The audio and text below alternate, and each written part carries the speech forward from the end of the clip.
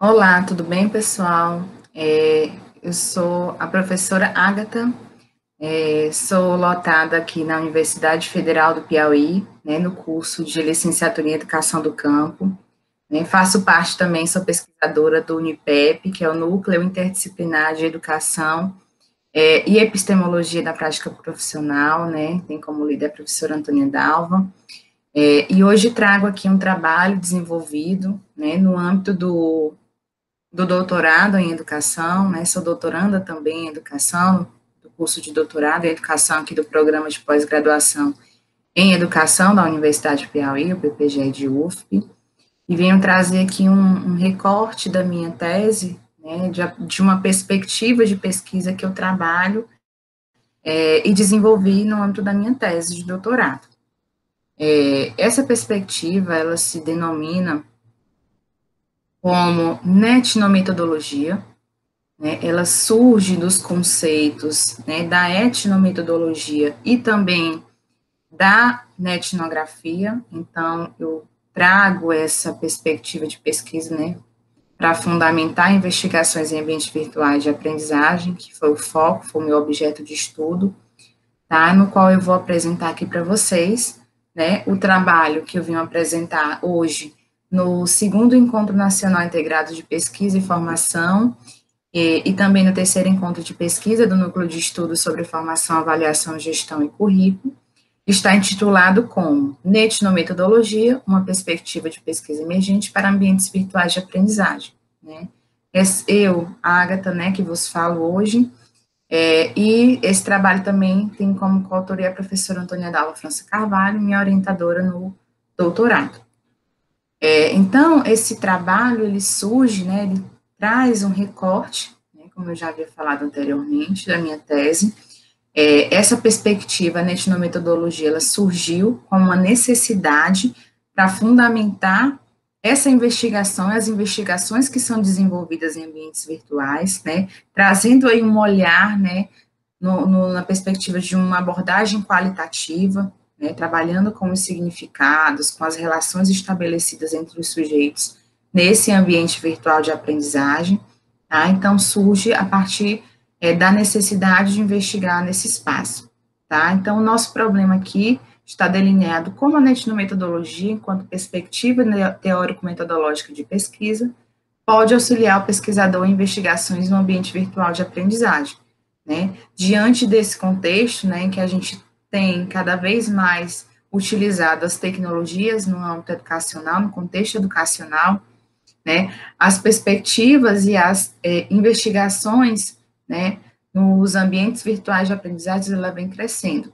né, isso a gente comprova com diversos estudos, né, pesquisas que são disseminadas em periódicos, no banco de teses e dissertações da CAPES, acerca dessa temática. No entanto, a gente sentiu a necessidade, né, de uma perspectiva, de uma abordagem, né, que amparasse e fundamentasse essas relações que são estabelecidas entre os sujeitos, porque nesse ambiente virtual há novas formas de relacionamento, considerando essa virtualidade. Então, por isso que a gente traz e desenvolveu essa abordagem. Então, o nosso objetivo foi delinear as concepções teórico-metodológicas da etnometodologia enquanto perspectiva de pesquisa para investigação em ambientes virtuais de aprendizagem. Né? Então, a construção teórico-metodológica dessa perspectiva, ela está pautada nos fundamentos e conceitos da etnometodologia, né? Utilizando como base as concepções e os fundamentos de Coulomb, bem como os fundamentos de uma etnografia adaptada, né? Essa etnografia, no qual a gente faz uso também tanto desses conceitos, né, para trabalhar em comunidades virtuais, né, trabalhando com essa virtualidade, como também alguns instrumentos que a gente vai poder trabalhar aí para poder desenvolver essas pesquisas na coleta de dados, né, tais como questionários online, observação etnográfica, dentre outros.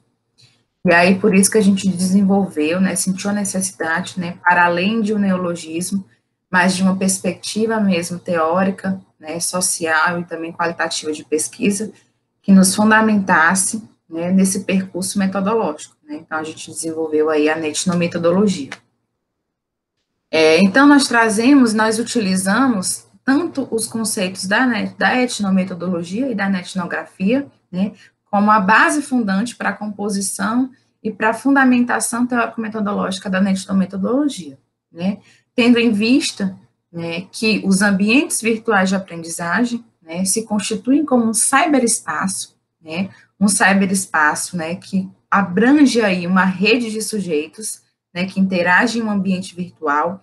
Hoje a gente está permeado por uma cybercultura, né? Levi já vem nos trazendo, já vem nos colocando e discutindo acerca da cybercultura, né? Como essas relações, né, essas formas de comunicação, de relacionamento, né, entre os indivíduos, né? Mediados aí pelas tecnologias, utilizando ferramentas midiáticas, né? Então, os usuários, estão conectados nesse espaço, né, sejam de forma online, síncrona, ou de forma assíncrona, né, offline, mas eles estabelecem relações e interagem nesse ambiente, né, de forma a produzirem saberes, a construírem e validarem as suas ações no âmbito desse espaço virtual. Né. Então, a etnometodologia surge, né, com uma perspectiva teórica de investigação dos processos que vão ser desenvolvidos aí nesse espaço online, né, nesse contexto, né, pelos sujeitos no seu cotidiano virtual, né, e aí o que a gente chama de cyberespaço. Né. Então, esse cyberespaço, que é um cyberespaço também de formação, os indivíduos vão estabelecer essas relações e ela não se limita apenas ao estudo das relações, né, entre os indivíduos, como, por exemplo, professores e alunos, professores e tutores, né, alunos e alunos nesse espaço, nessa comunidade online, né. A gente entende que essas condições, essas relações, ela também se estabelece com a instituição, né, a instituição a qual o aluno está vinculado, né, e são influenciadores diretos no processo de pesquisa. Né. Os estudos em comunidades virtuais, né, eles possuem também, através dessa perspectiva da etnometodologia, uma maior durabilidade e frequência, né, porque a gente pode aí trabalhar dentro dessas comunidades virtuais, né, com determinado tempo, né, estabelecendo um vínculo, né, tornando-se membro dessas comunidades, né, sejam em reuniões online, webconferências, em grupos de estudo, em cursos de formação à distância, né, sendo aí uma possibilidade, né, de uma perspectiva que gera aí baixo custo para o pesquisador, né. O pesquisador, ele vai ser reconhecido como um membro da cultura digital, né, por isso que é preciso essa durabilidade, essa frequência na participação dos encontros na comunidade virtual, né. O pesquisador também não tem contato direto com os sujeitos, né, então, hoje, né, em tempos de pandemia, né, considerando aí as normas de isolamento social, né, de contenção do vírus, né, do coronavírus, né, trabalhar com essa perspectiva de pesquisa, né, ela permite que o pesquisador possa desenvolver, né, suas investigações, né, e respeitando essas normas e considerando aí esse distanciamento dos seus sujeitos. Tá? Há também o novo hábitos construído, né, e também ela vai investigar os netnométodos, né, os métodos, as ferramentas virtuais que os sujeitos vão desenvolver, né, vão utilizar para realizar suas atividades aí no cotidiano desse espaço de aprendizagem, né, seja ali o envio de atividades, seja de avaliações, então, todas essas ferramentas que ele vai utilizar nesse espaço. Então, a etnometodologia, ela surge, né, como uma necessidade, né, para a gente trabalhar e investigar ambientes virtuais de aprendizagem através desse olhar qualitativo, um olhar utilizando também trabalhando com as tecnologias, porque a gente sabe que a educação e tecnologias, ela vem caminhando juntas, né, porque a gente está utilizando cada vez mais ferramentas tecnológicas no âmbito dos processos de ensino-aprendizagem. Então, a gente sentiu a necessidade de uma perspectiva teórico-metodológica que subsidiassem essas pesquisas realizadas em ambientes virtuais de aprendizagem, né, para a gente poder compreender essas relações estabelecidas, né, essa dinâmica de interação, né, como essas ferramentas são utilizadas. Então, por isso que a gente parte dessa etnometodologia, né, utilizando conceitos da etnometodologia, né, como o uso dos métodos em que os indivíduos vão utilizar para dar sentido às suas ações práticas e realizá-las no seu cotidiano, bem como também trazendo conceitos da etnografia a partir do seu uso de fundamentos, de técnicas virtuais.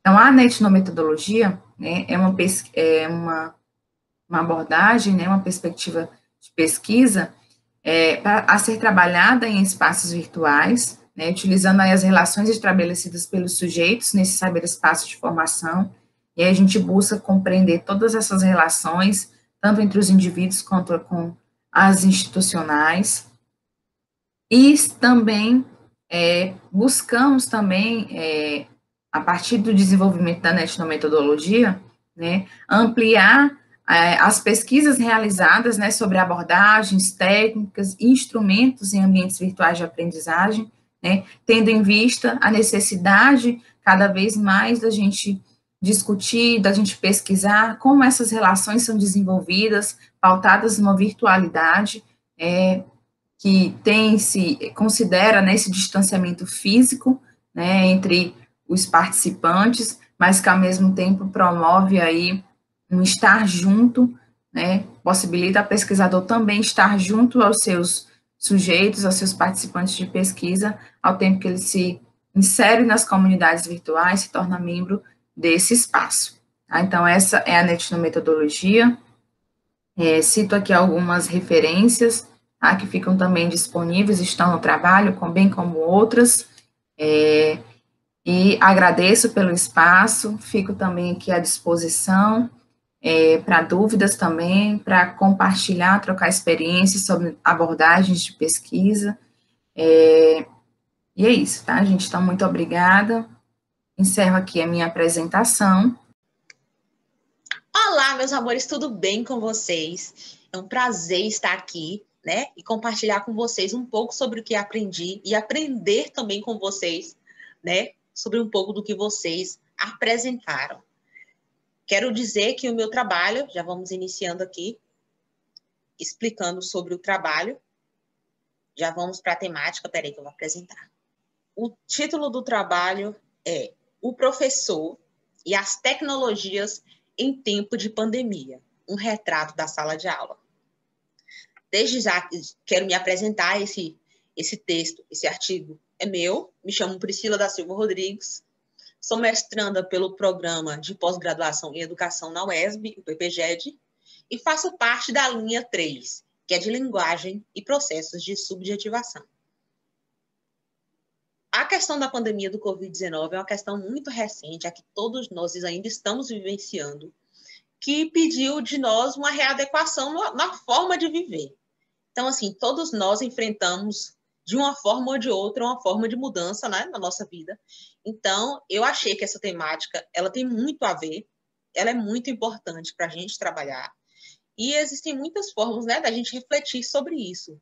Mas o nosso texto veio pensando na figura do professor. O professor, o seu trabalho na educação e a ligação disso com o Covid-19. E aí vamos para a introdução do trabalho.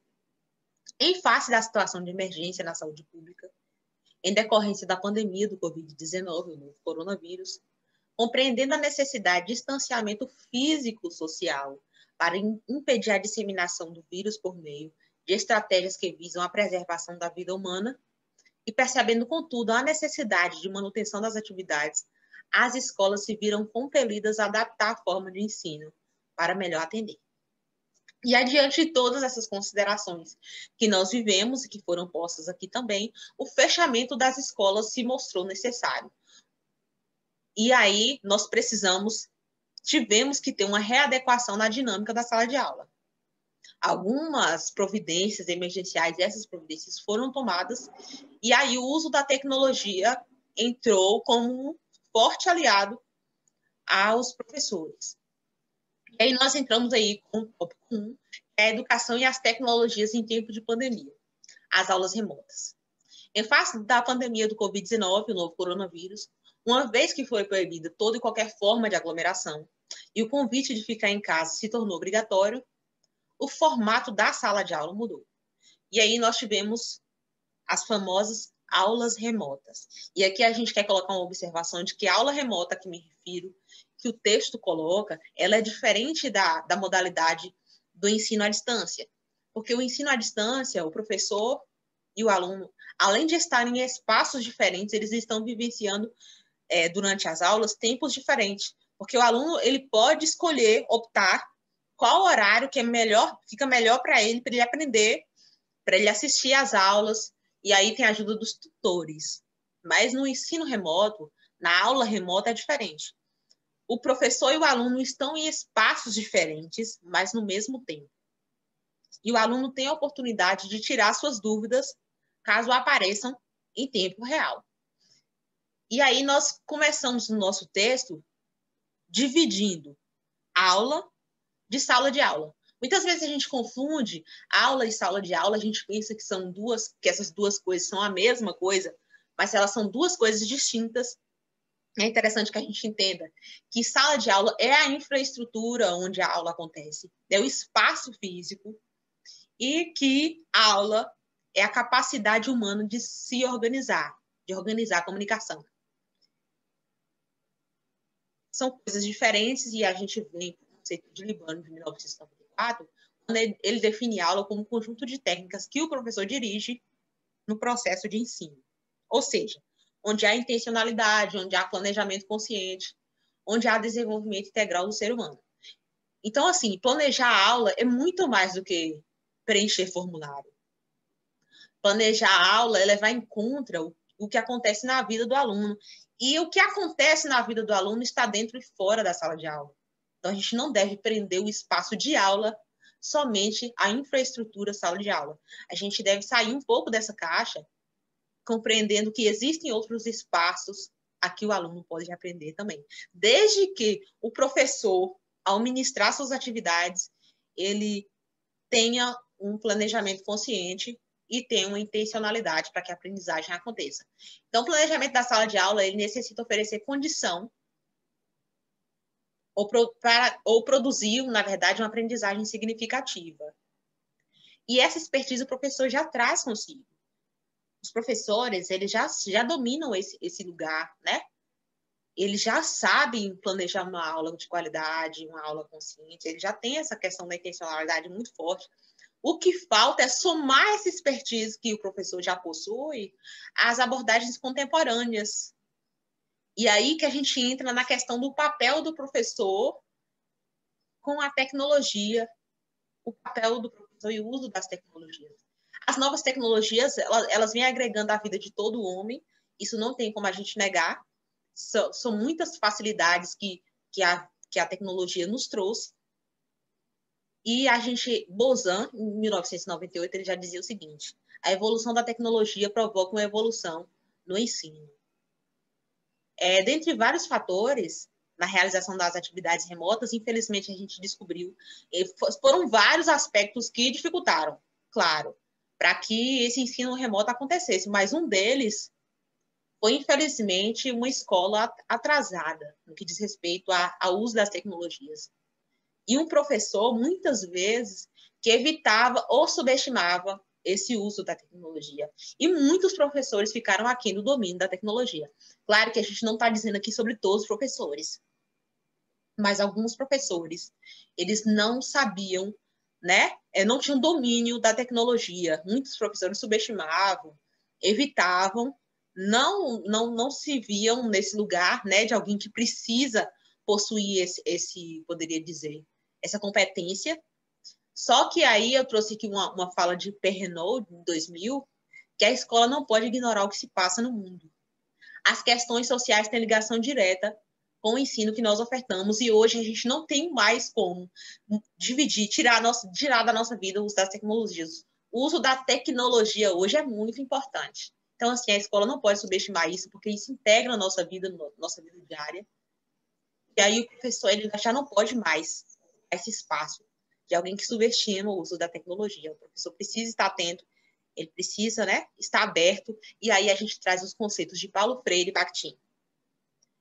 Cris Souza, em 2008, ela sintetiza muito bem, que são os 3 IN que é incompletude, inacabamento e inconclusão.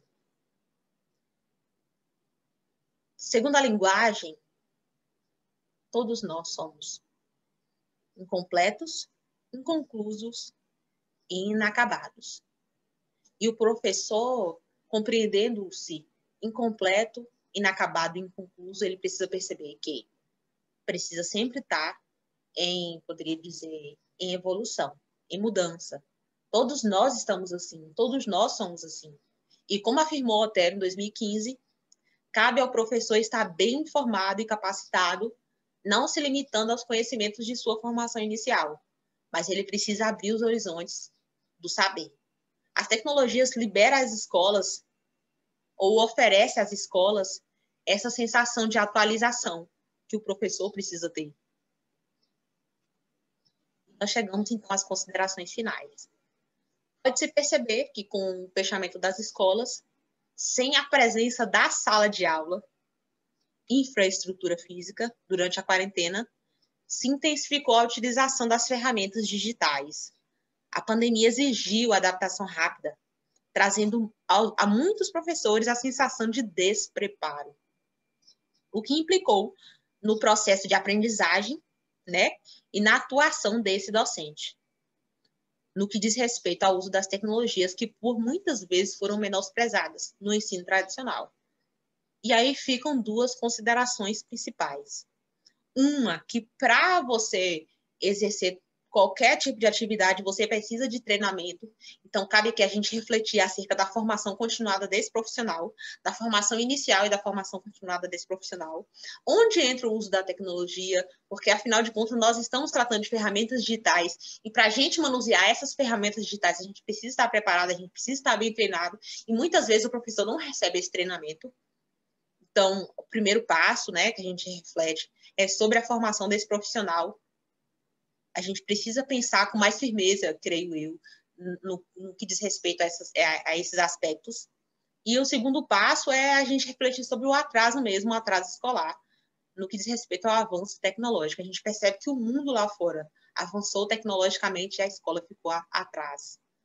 Então, é cada vez mais difícil a gente pensar a educação sem uso das tecnologias e a reflexão que fica aqui para nós. Entendendo-nos como inconclusos, inacabados e incompletos. Devemos estar sempre flexíveis a mudanças e a atualizações, percebendo que o professor precisa ser alguém curioso e pesquisador. Então, aí as nossas considerações finais, as referências que nós utilizamos. Bolzan, a portaria que trata das aulas remotas, Dias, Galvão, Kensky, Ibânio, Paulo Renato Lima, Renaud, Robson, Souza e Vercelli. Então, assim, se vocês quiserem ter acesso ao texto na íntegra, ele já vai estar disponível. Foi um prazer, agradeço a atenção de todos. Mais uma vez, reitero aqui a minha felicidade em estar com vocês. Um abraço e fiquem com Deus.